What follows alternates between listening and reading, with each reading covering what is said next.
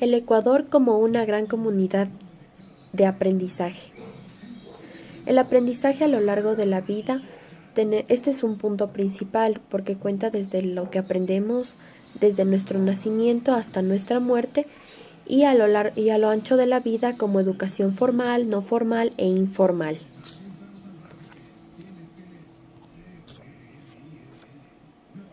Ya. Debemos también hacer énfasis sobre el aprendizaje, que es lo que nos importa. Esto implica que se debe asegurar la enseñanza que redunde en el aprendizaje, para poder potencializar los múltiples espacios de aprendizaje, como podríamos tener en cuenta la diversidad en etnias, lenguas que existen en nuestro país. La articulación y fortalecimiento de todos los sistemas de aprendizaje, familia, comunidad, medios de comunicación, trabajo y producción. Aquí tenemos un ejemplo de un señor trabajando. Tenemos todo lo que distingue a nuestra sociedad y a nuestra comunidad y a su vez lo de nuestra cultura. Tenemos que tener en cuenta que no solo el Ministerio de Educación es el responsable de la educación, sino toda la sociedad.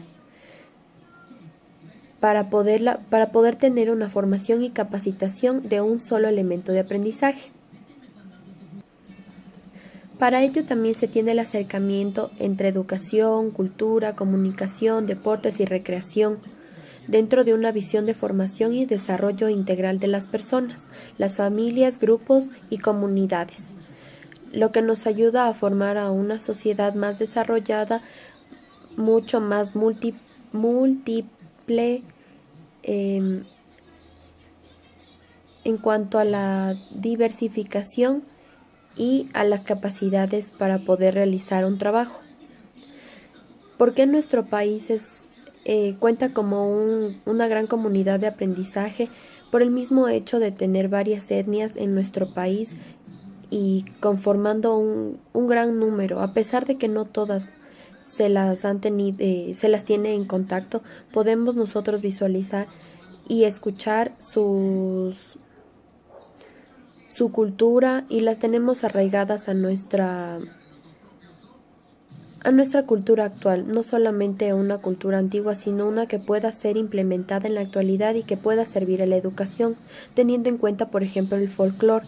El folclore es un tipo de aprendizaje que lo podemos aprender a lo largo de la vida y a lo ancho de la vida, no solamente porque nos permite conocer el pasado de nuestro país, sino poder también desarrollar una personalidad que permita defender los derechos de nuestro pueblo como ecuatorianos que somos.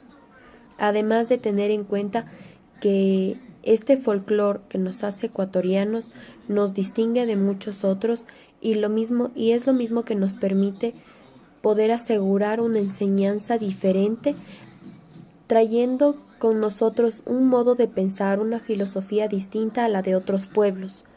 Es decir, que nosotros nos podemos basar en la liberación de los negros en Esmeraldas, por ejemplo, o en el Chota, actualmente, y también la liberación de los indígenas, cómo ellos se liberaron, cómo ellos vivieron y cómo ellos podían dejar sus enseñanzas al resto. Antiguamente, aunque ellos lo hacían con su quichua, nosotros ya actualmente ya no lo usamos, pero siguen habiendo pueblos que lo mantienen en pie. Y eso es un tipo de enseñanza folclor lingüístico, y eso nos ayuda a nosotros para poder saber que todavía existe nuestra cultura y está viva y que la enseñanza debe seguir para un futuro y que pueda ayudar a nuestro país a tener un desarrollo en base a su cultura, en base a su pueblo y en base a sus capacidades para poder determinar un desarrollo que nos ayude a sostenernos no de manera dependiente de otros países potencia, sino de nuestro país y generar una potencia propia.